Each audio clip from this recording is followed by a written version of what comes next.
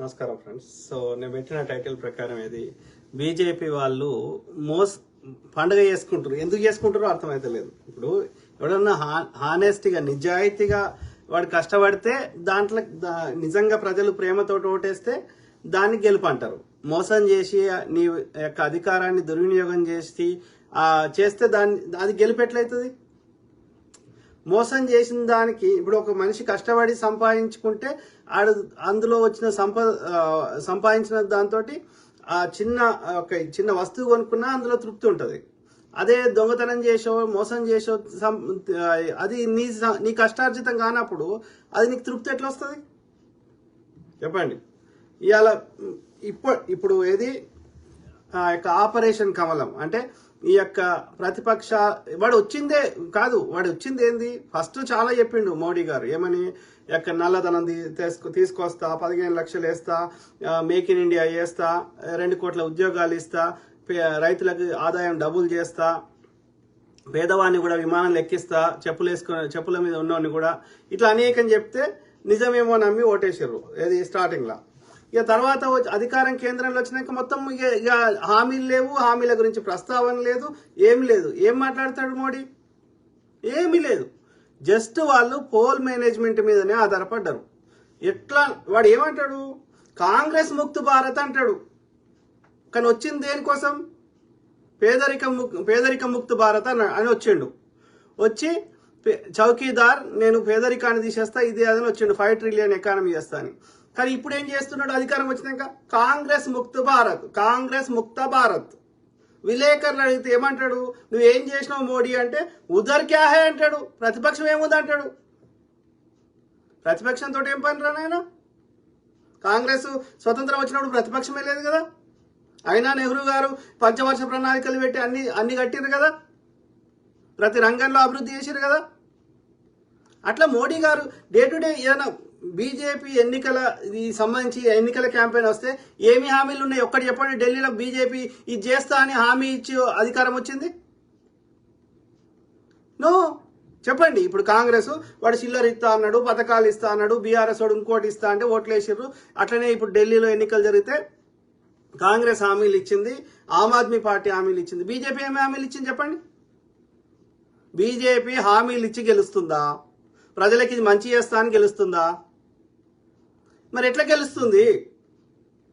వాళ్ళు రెగ్యులర్ ఈ యొక్క ప్రజలకు ఇది చేస్తా అది చేస్తా అనేటువంటి ఆలోచన లేదు, ప్రజలకు మంచి చేయాలనే ఆలోచన లేదు.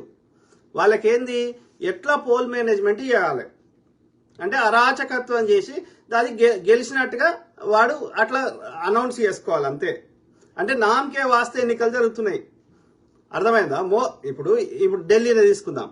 ఏది బీజేపీ సంబంధించిన వాళ్ళు గూండాగిరి చేస్తున్నారు, ప్రతిపక్ష నేతల్ని దాడులు చేస్తున్నారు, సామాన్య ప్రజల్ని ప్రశ్నించే వారిని రిపోర్టర్లని దాడులు చేస్తున్నారు. వాడు చేసే అన్యాయాలని చూపెడతా అంటే చూపెట్టనిస్తలేరు. అట్లా చేసి ఈ యొక్క ప్రతిపక్షాలని జర్నలిస్టులని ఓటర్ దగ్గర పోకుండా చేసేసి ఇంకా ఓటర్ల దగ్గర పోలీసుని వాళ్ళకి నచ్చిన అధికారులను కంట్రోల్. ఎందుకంటే ఎన్నికల అప్పుడు ఏమవుతుంది? రాష్ట్ర ప్రభుత్వం ఏముండదు, ఎన్నికల కమిషన్ అంటాడు. ఎన్నికల కమిషన్లో సుప్రీంకోర్టు న్యాయమూర్తి ఉంటే తీసేసి ప్రధానమంత్రిని అట్లనే హోంమంత్రిని ఇద్దరిని పెట్టి ఒక ప్రతిపక్ష నాయకుడు పెట్టిండు. What is the use? ఆ ఇద్దరు అధికార పార్టీకి చంపిన వాళ్ళదే నడుస్తుంది. సుప్రీంకోర్టు న్యాయమూర్తి ఉంటే అట్లీస్ట్ కొంతవరకైనా ఇండిపెండెంట్ గా డెసిషన్ చెప్పేవాడేమో. అంటే ఎలక్షన్ కమిషన్ ని బీజేపీ అనుబంధ సంస్థ చేసి పారదొబ్బినావు, సిబిఐని బీజేపీ అనుబంధ సంస్థ చేసి పారదొబ్బినావు, ఈడీని బీజేపీ అనుబంధ సంస్థ చేసి పారదొబ్బినావు. ఎలక్షన్ కమిషన్ నీ చేతులు ఉన్నాక ఇక what is the use of elections? ఎన్ని రకాలుగా మోసం చేస్తున్నారు, ప్రజాస్వామ్యాన్ని కూని చేస్తున్నారు చెప్పండి. కాదు, బీజేపీ అధికారంలోకి వచ్చినప్పుడు ఎన్ని రాష్ట్రాల్లో వేరే బీజేపీ కాకుండా కాంగ్రెస్ కానీ మిగతా పార్టీలు ఉంటే బీజేపీని వ్యతిరేకించే పార్టీలు, మరి ఇవాళ ఎందుకు ఉంటలేవు? మొన్న ఆంధ్రప్రదేశ్ ఎన్నికలలో ఏది అనంతపూర్లో మొత్తం అక్కడ ఊరోళ్ళంతా వైసీపీకి వేసిర్రు ఓట్లు, కానీ ఒక్క ఓటు కూడా రాలే. వాళ్ళ కుటుంబ సభ్యులు వైసీపీ నాయకుడు కుటుంబ సభ్యులు కూడా వైసీపీ నాయకుడు ఓటు రాలే. మన మహారాష్ట్రలో అదే పరిస్థితి. ఇక మోసం చేసినాక ఏది ఎన్నికల ఓటింగ్ పర్సెంటేజ్ తెల్లారి మర్నాడు దాకా చెప్పరు. అప్పుడు చూస్తేనేమో 53% ఉంటుంది, 3 గంటల దాకా. తెల్లారు చూస్తే 90%, 80% ఉంటుంది. ఇక మోసం చేసినాక ఎన్నికలు ఎందుకు? What is the use? No, that's అందుకే అంటున్నా, దాంట్లో మోసం చేసి పండుగ చేసుకుంటే అది శవాల మీద పేలాలు ఏరుకున్నట్లు లెక్క. ఆలోచించగలుగుతున్నారా? ఓకే, మహారాష్ట్రలో అదే, అన్ని రాష్ట్రాల్లో అదే పరిస్థితి. ఎన్ని రాష్ట్రాలు ఉండే కాంగ్రెస్ ఈ బీజేపీ అధికారంలోకి వచ్చినప్పుడు? అరుణాచల్ ప్రదేశ్, గోవా, మధ్యప్రదేశ్, మహారాష్ట్ర, అనేక రాష్ట్రాల్లో కాంగ్రెస్ ప్రభుత్వానికి కూర్చోండు. కర్ణాటక అంతకుముందు గట్ల చేసి వాడంట గెలిచిండంట, దానికి పండుగ చేసుకుంటాడట. నీకు 0 వచ్చినాయి, నీకు 5 వచ్చినాయి, 3 వచ్చినాయి. మొన్నదాకా అప్పుడు జగన్ గెలిపించిండు, చంద్రబాబు నాయుడు వ్యతిరేకించిండు అని. తర్వాత ఏం చేసిండు? ఇప్పుడు ఈ చంద్రబాబు నాయుడు గారిని గెలిపించాడు. పవన్ కళ్యాణ్ గారు ఎప్పుడైనా గెలిచిండు ఆయన? వాడు ఇలా ఉప ముఖ్యమంత్రి, వానికి 24 సీట్లు ఎట్లా వస్తాయి? ఎవరికి తెలియదు? ఆలోచించగలుగుతున్నారా? ఇంకా అది కాకుండా చెప్పండి, బీజేపీకి ఇది కట్టిందన్నా ఇది చెప్పండి. బీజేపీ వల్ల ఏ రాష్ట్రానికైనా, ఇంక్లూడింగ్ మన తెలంగాణ కానీ తెలుగు రాష్ట్రాలకి ఇది వచ్చిందన్నా మాకు చెప్పండి. కాంగ్రెస్ నిధి కట్టలే, 8 నెలలకే ఇది చేయలే, మీరు ఇచ్చిన హామీలు చేయలే, వాడు చేసే ప్రయత్నం చేస్తున్నాడు. గట్ల మోడీ మనకి ఏమి ఇచ్చిండో చెప్పుర్రి. మోడీ వల్ల అన్న మాకు ఇది వచ్చింది 11 ఏళ్లలో, మేము మోడీ ఇచ్చిన దాంతో మా బతుకులు మారిపోయినాయి. ఒక్కటి చెప్పండి, ఒక్కటి చెప్పండి. శ్రీశైలం ఓడి కట్టిండు మా కేంద్ర ప్రభుత్వమే కదా. గట్ల నాగార్జున సార్ ఓడి కట్టిండు కేంద్ర ప్రభుత్వమే కదా. ఎస్ఆర్ఎస్ ఓడి కట్టిండు కేంద్ర ప్రభుత్వమే కదా. పంజాబ్లో ఇవాళ పంటలు పండించుకుంటున్న పంజాబ్, హర్యానా ప్రాంతాలు బాక్రా నంగల్ కట్టింది వాడు. ఆడ మహానది మీద దామోదర్ వ్యాలీ ప్రాజెక్టు కట్టింది వాడు. ఉక్కు కర్మాగారాలు పెట్టింది వాడు. గట్ల మోడీ గారు పెట్టింది చెప్పండి. ఏం పెట్టకుండా ఎట్లా గెలుస్తారు రాడు? ఇప్పుడు గెలిచిండు, మరి గెలిచినాకే వికాస్ అంటుండే తప్ప వికాస్లో ఏం చేస్తాడో చెప్తలేడు. ఆలోచించగలుగుతున్నారు దయచేసి. ఈడ రెండు కారణాల చేత బీజేపీ వాడు, ఒకటి పోల్ మేనేజ్మెంట్, రౌడీయిజం, గుండాయిజం చేస్తున్నాడు. వాటిని కౌంటర్ చేస్తూ గట్టి కొట్లాడే శక్తి ప్రతిపక్షాలకు లేకుండా చేస్తున్నాడు. ప్రతిపక్షాలకున్న వాళ్ళని బలహీనం చేస్తున్నాడు.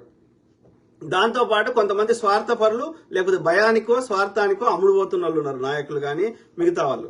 అది కాకుండా అమాయక ప్రజలు, ఎడ్డి ప్రజలు, లేకపోతే చైతన్యం లేని ప్రజలు కొంతమంది ఏదో ఒక ప్రలోభానికో బెదిరింపుకో లొంగిపోతున్నారు.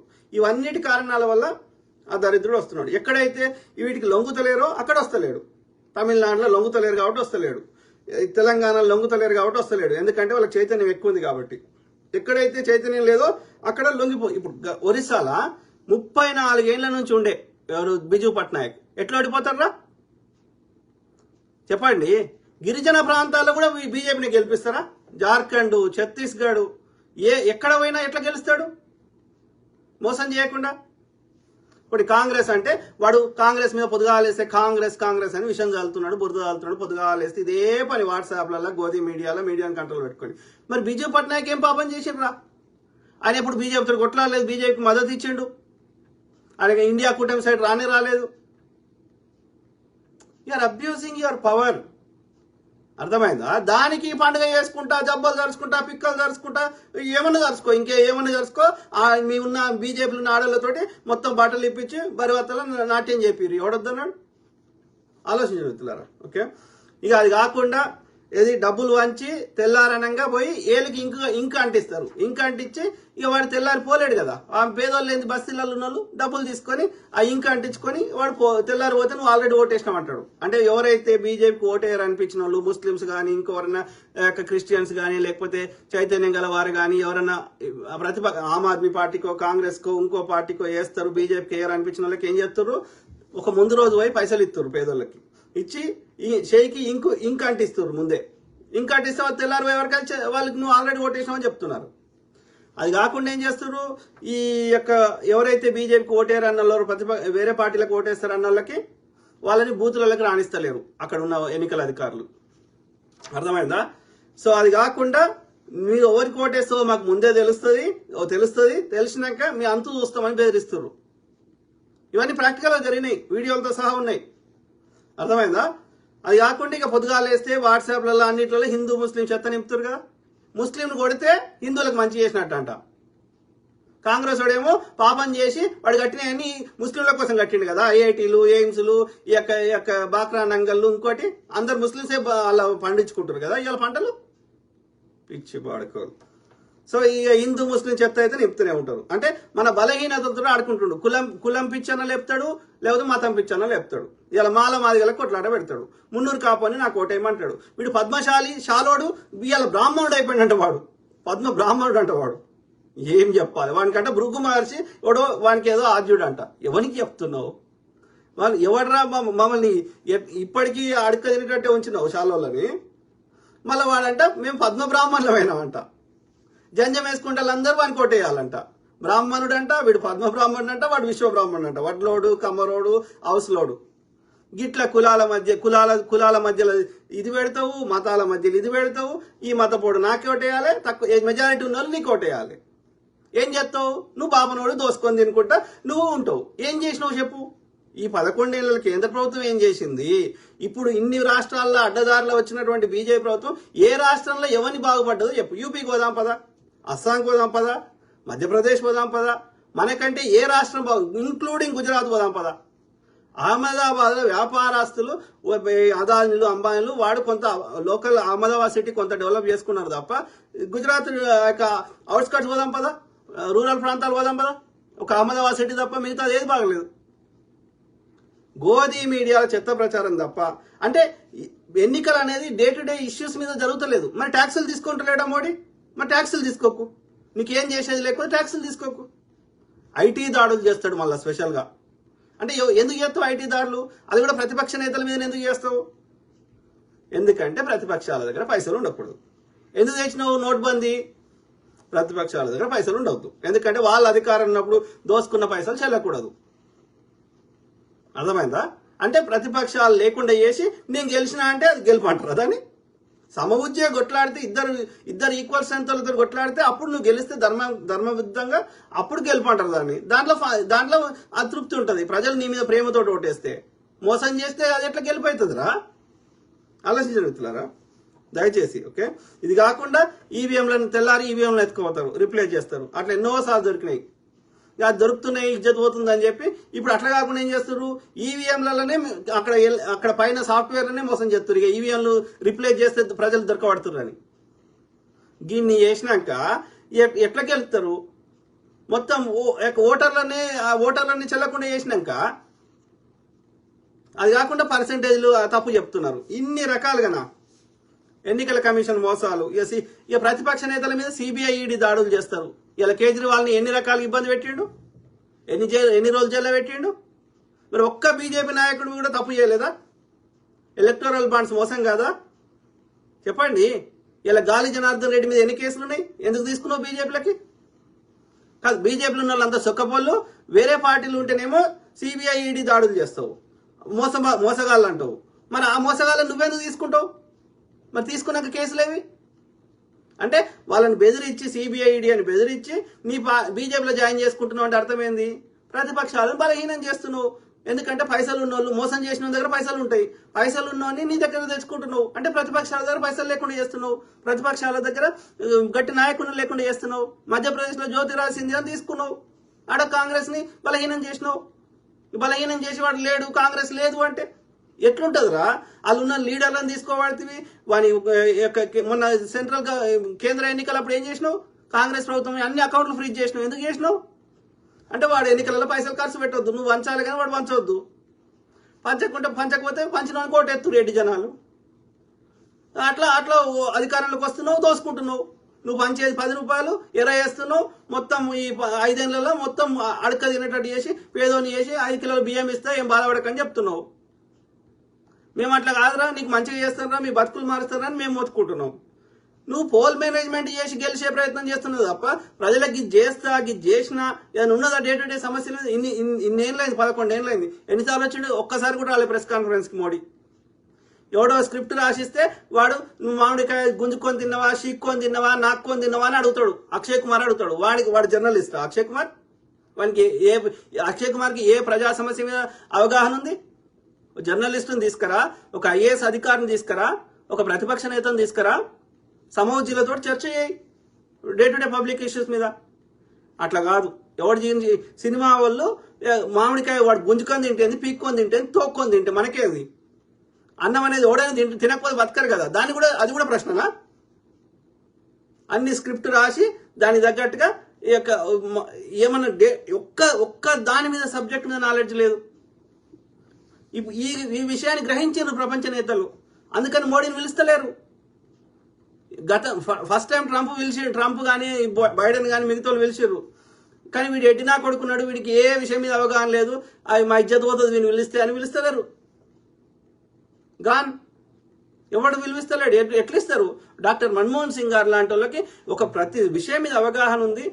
ఒక మన ఇజ్జత్ ఎట్లా ఉంటుంది?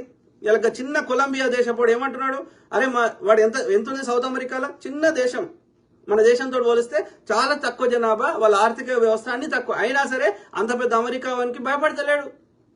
నువ్వు టారిఫ్ పెడతా నేను టారిఫ్ పెడతా అంటుండు. మా దేశ పళ్ళు ఎవడైనా వచ్చినా గానీ వాళ్ళని గొలుసులు కట్టేయకుండా మామూలుగా నార్మల్గా పంపించమని అడిగిండు. వీనికుందా ధైర్యం? వీడు విశ్వగురువు కదా, మాట్లాడు, అడుగు. వాళ్ళ ప్రోడక్ట్స్ అమ్ముకోకపోతే బతకలేని పరిస్థితి ఉంది కదా, మన మీద డిపెండెన్సీ ఉంది కదా, అడుగు మళ్ళా.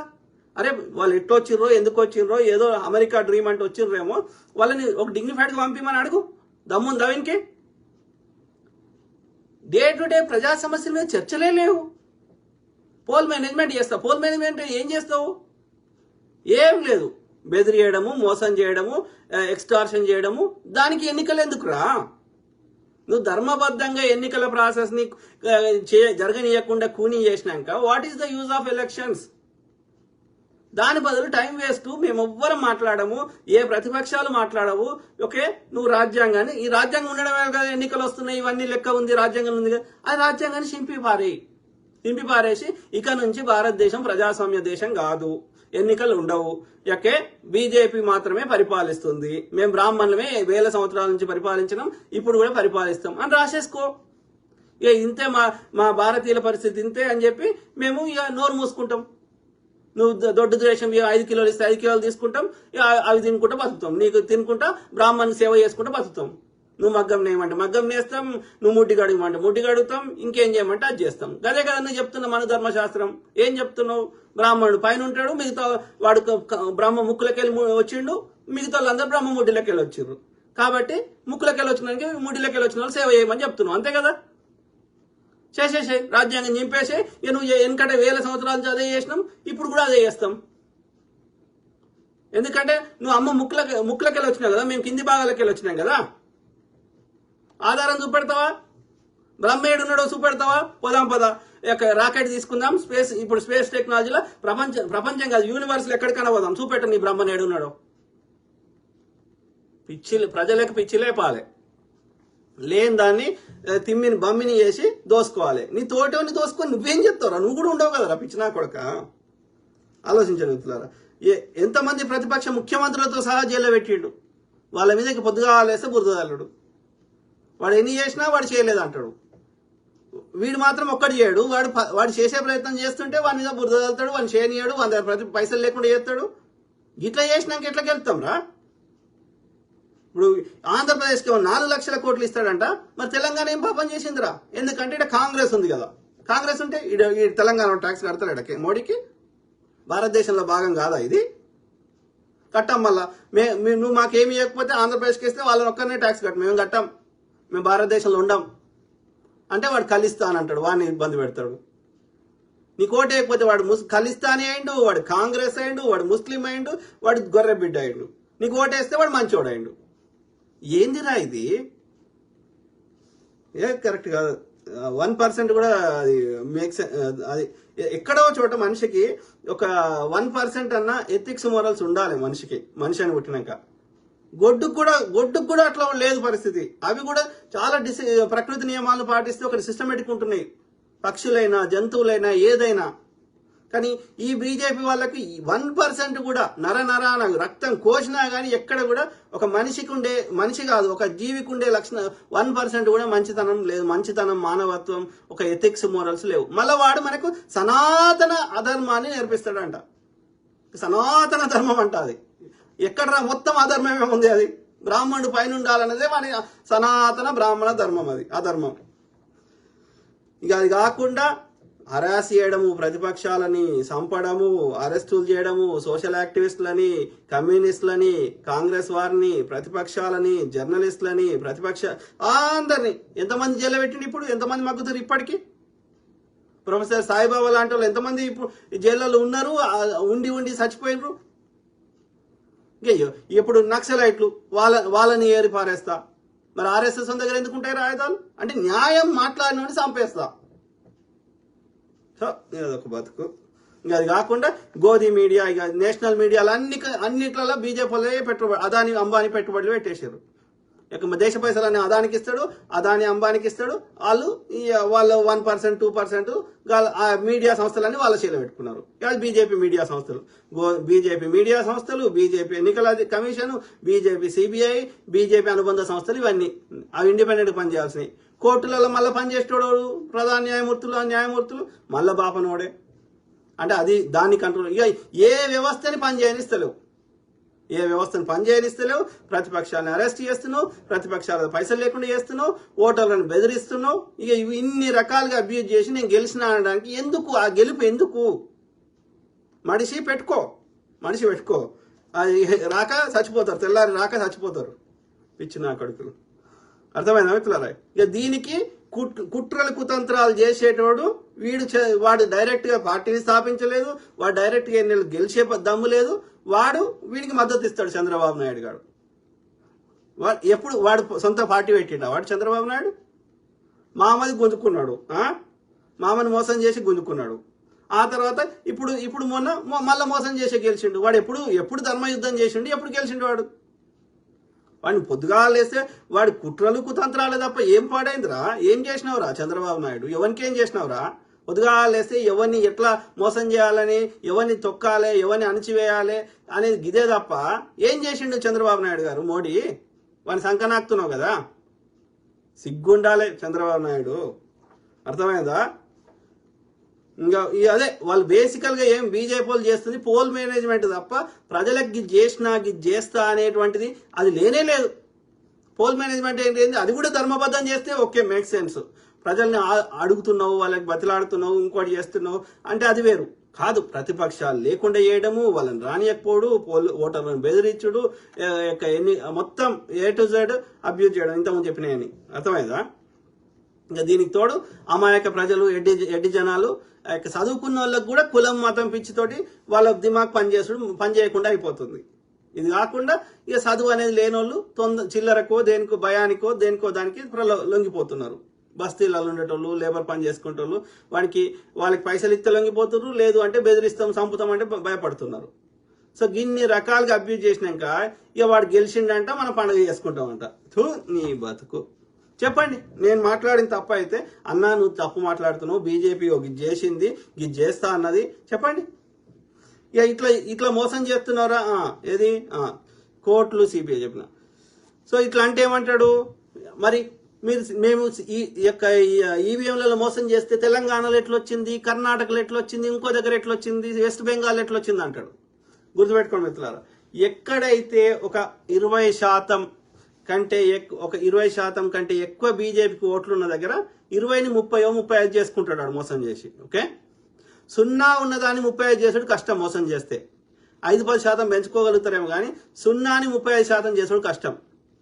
అంటే బీజేపీ అసలే లేని రాష్ట్రాల్లో వచ్చుడు కష్టం. నేను చెప్పదలుచుకుంది అది కేరళ కావచ్చు, తమిళనాడు కావచ్చు, తెలంగాణ కావచ్చు, ఇప్పుడు ఆంధ్రప్రదేశ్ ఉంది. బీజేపీ ఎందుకు రాలే? పొత్తు పెట్టుకుంటే 2 సీట్లు వచ్చినాయి తప్ప ఎందుకు రాలే?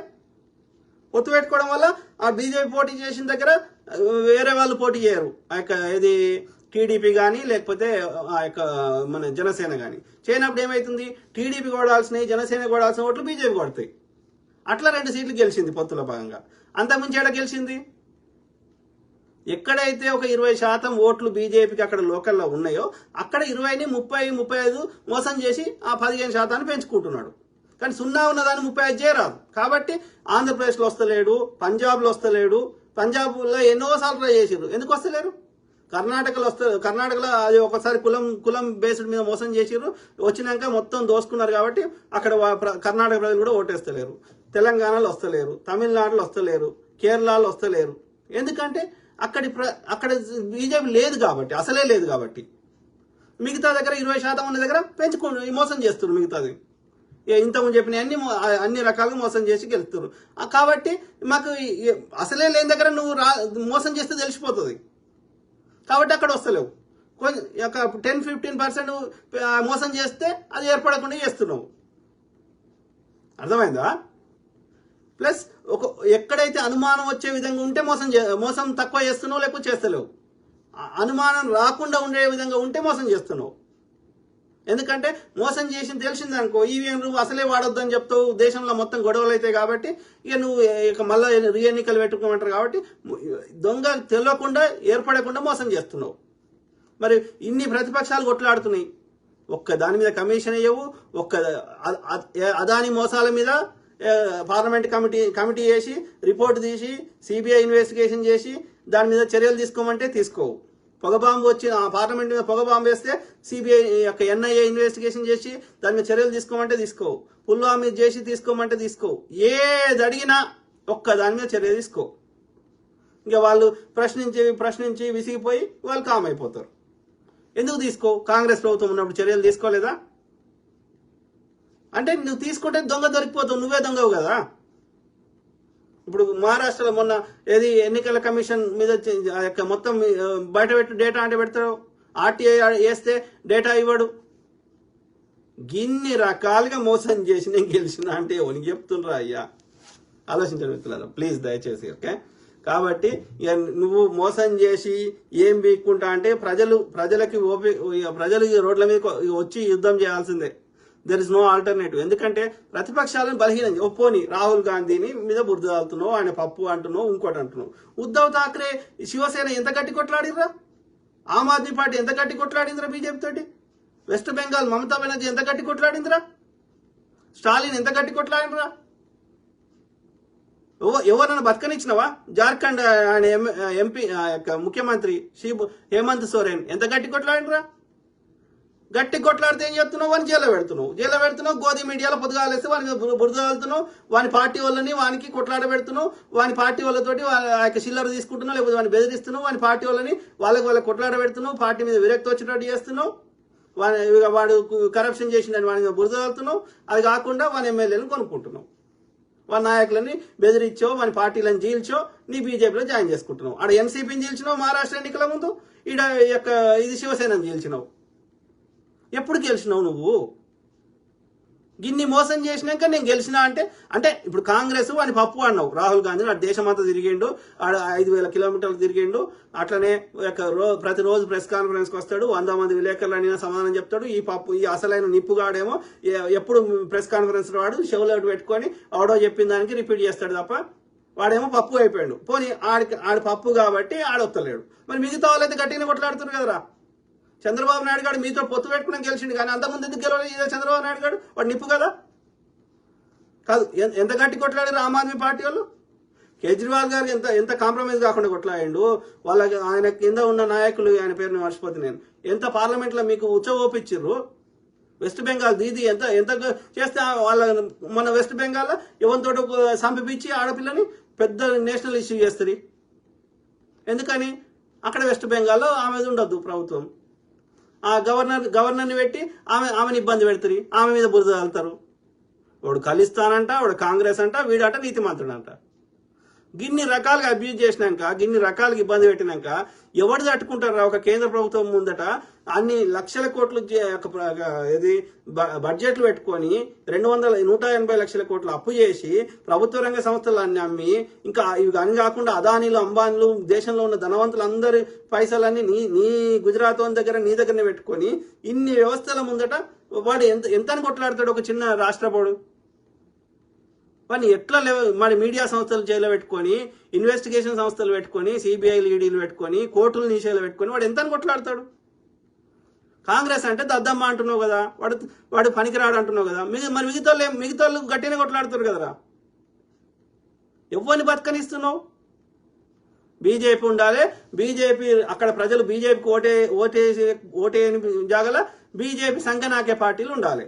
ఆంధ్రప్రదేశ్లో బీజేపీకి ఓటేరు కాబట్టి నీ సంఘ నాకే పవన్ కళ్యాణ్ గాడు, చంద్రబాబు నాయుడు గాడు ఉండాలి కదా.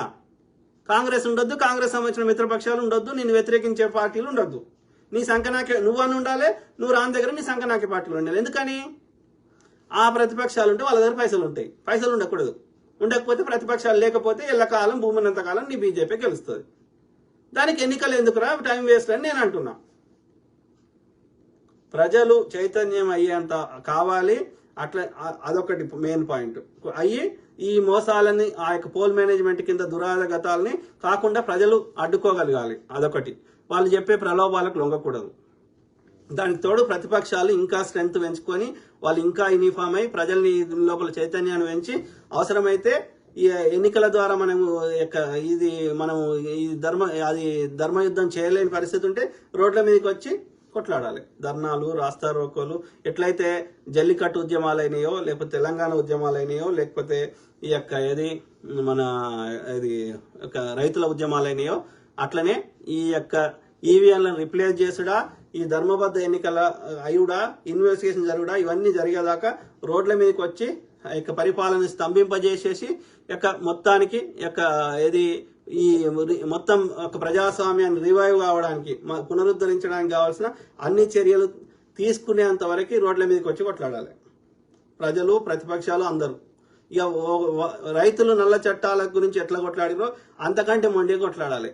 ఓకే, అప్పుడే ఏమన్నా ప్రజాస్వామ్యం నిలుస్తుంది. ఆ వ్యవస్థలు ఇంకోటి ఏంటంటే సిబిఐ డైరెక్టర్లని, ఈడీ డైరెక్టర్లని, ఎన్నికల కమిషన్ అధికారులని, పోలీస్ అధికారులని వీళ్ళందరినీ ప్రజలే ఎన్నుకోవాలి. కనీసం ప్రజలందరికీ అంత అవగాహనతోటి ఓటేసే శక్తి లేకపోయినా సామాన్యులకి కనీసం ఎమ్మెల్సీని ఎన్నుకున్నట్టు గ్రాడ్యుయేట్లను ఎన్నుకోవాలి.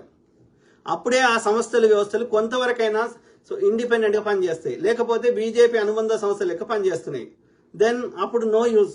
అప్పుడు ప్రజాస్వామ్యం బీజేపీ అనుకూలంగానే పనిచేస్తుంది తప్ప ఈ కోర్టు వానికి అనుకూలంగానే ఉంటుంది, అన్ని వానికి అనుకూలంగా ఉంటాయి. కాబట్టి ప్రజాస్వామ్యం కూని అవుతుంది. కాబట్టి ప్రజాస్వామ్యాన్ని పునరుద్ధరించాలంటే ఎట్లయితే ఎమ్మెల్యేలని, ఎంపీలను ఎన్నుకుంటున్నామో ఈ సిబిఐ డైరెక్టర్లని, ఎన్నికల అధికారులని, హ్యూమన్ రైట్స్ కమిషన్ అధికారులని వీళ్ళని ప్రజలే ఎన్నుకోవాలి. ప్రజలందరూ సామాన్యులకు అంత నాలెడ్జ్ లేకపోతే గ్రాడ్యుయేట్లనే ఎన్నుకోవాలి, చదువుకున్న గ్రాడ్యుయేట్లనే ఎన్నుకోవాలి. అప్పుడే అవి కొంతవరకు ఇండిపెండెంట్ పనిచేస్తాయి. ప్లస్ ఆ అధికారులు 2 ఏళ్ల కాల పరిమితి కంటే ఎక్కువ ఉండకూడదు. ఉంటే వాడు చిల్లరకు లొంగిపోయి ఇన్ఫ్లుయెన్స్ చేసే అవకాశం ఉంటుంది. కాబట్టి ఇవన్నీ ఒక సిస్టమేటిక్ గా రిఫార్మ్స్ తీసుకొచ్చి ప్రజాస్వామ్యాన్ని పునరుద్ధరించి ప్రజాస్వామిక వ్యవస్థలను స్వతంత్రంగా పనిచేసేటట్టు మళ్ళీ పునరుద్ధరించడానికి కావాల్సినవి ప్రతిపక్షాలు, ప్రజలు, మేధావులు, సామాజిక కార్యకర్తలు, జర్నలిస్టులు అందరు ఏకమై రోడ్ల మీదకి వచ్చి కొట్లాడితే కొంతవరకైనా ప్రజాస్వామ్యాన్ని పునరుద్ధరించగలుగుతాం. లేకపోతే దేశమంతా ఇట్లనే ఉంటది. ఎన్నికలు అదొక తంతు మాత్రమే, బీజేపీ గెలుస్తుంటది. అర్థమైందా? మిగతా ఇప్పుడు ఎన్ని గెలిచిరు? ఒక 5-6 మిగిలినాయి, ఒక 7-8 మిగిలినట్టున్నాయి. ఓకే, పంజాబ్ ఒకటి, తెలంగాణ ఒకటి, మిగతా అని బీజేపీ అని ఉంది. బీజేపీ సంకనాకే పార్టీలు ఉన్నాయి. కాబట్టి బీజేపీని వ్యతిరేకించే పార్టీలు ఎన్ని ఉన్నాయి?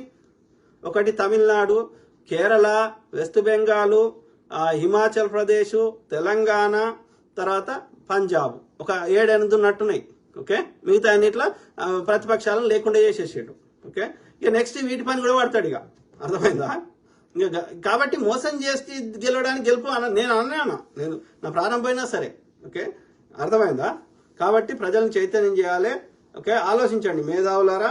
ఓకే, మాటలు ఎవడైనా మాట్లాడతాడు, కానీ ఆ వాటిని చేతల లోపల పెట్టడానికి నాయకులు, మీరందరు ప్రతిపక్షాలు కూటమి ఆల్రెడీ ఏర్పడింది, కానీ మోర్ కార్యాచరణ జేఏసీ జాయింట్ యాక్షన్ కమిటీ కింద ఏర్పాటు చేసుకుని ఇది ఇంకా ఎట్లా చేద్దాం. ఇంతకుముందు పెట్టి ఏమంటారు ఈ జోడో యాత్రలు చేశారు, కానీ అది సరిపోతలేదు. జోడో యాత్ర సరిపోతలేదు. జోడో యాత్ర వల్ల కొంతవరకు ఒక 1%, 10% చైతన్యం వచ్చింది, కానీ దట్ ఈస్ నాట్ ఎనఫ్. కాబట్టి వీడు చేసే దురాగతాలని మెయిన్గా వాడు పోల్ మేనేజ్మెంట్ చేస్తున్నాడు. పోల్ మేనేజ్మెంట్లో దురాగతాలు చేస్తున్నాడు. ఆ పోల్ మేనేజ్మెంట్ని ఎట్లా ఆపాలి అది ఆలోచించండి. ఎట్లా చేద్దాం? ఒకటే మార్గం. ఎందుకంటే అధికారులను నీచేలా పెట్టుకున్నావు కదా. ఎన్నికలప్పుడు ఏమైతుంది? కేంద్రం నియమించిన బలగాలు వస్తున్నాయి, కేంద్రానికి సంబంధించిన పోలీస్ ఆఫీసర్లు, అధికారులు వస్తున్నారు. సో రావడం వల్ల బీజేపీకి అనుకూలంగా పనిచేస్తున్నారు. వాళ్ళు బీజేపీకి అనుకూలంగా పనిచేస్తూనే పెట్టుకుంటారు. కాబట్టి only alternative to revive the democracy is ప్రజలందరూ రోడ్ల మీదకి వచ్చి, ప్రతిపక్షాలన్నీ రోడ్ల మీదకి వచ్చి మొత్తం ఈ రిఫార్మ్స్ మొత్తం ఇంప్లిమెంట్ చేసేదాకా కొట్లాడాలి. అదొకటే మార్గం. ఓకే, ఆలోచించండి మిత్రులారా. గలీజ్ నా కొడుకులు. సో అది మిత్రులారా, కీప్ టాకింగ్, మాట్లాడుతూనే ఉంటా, ప్రతి అంశం మీద అవగాహన చేస్తా, అట్లే మీ తరఫున యొక్క వాయిస్ ఇవ్వడానికి నా ప్రయత్నం నేను చేస్తా. ఓకే, మనం ఎందుకంటే చచ్చిపోయేటప్పుడు ఎవడేం తీసుకోవడు. ఓకే, అందరం మంచిగా బతకడానికి మనం ప్రయత్నం చేద్దాం. సర్వే జన సుఖినో భవంతు. God bless all. Take care. Good night. Bye.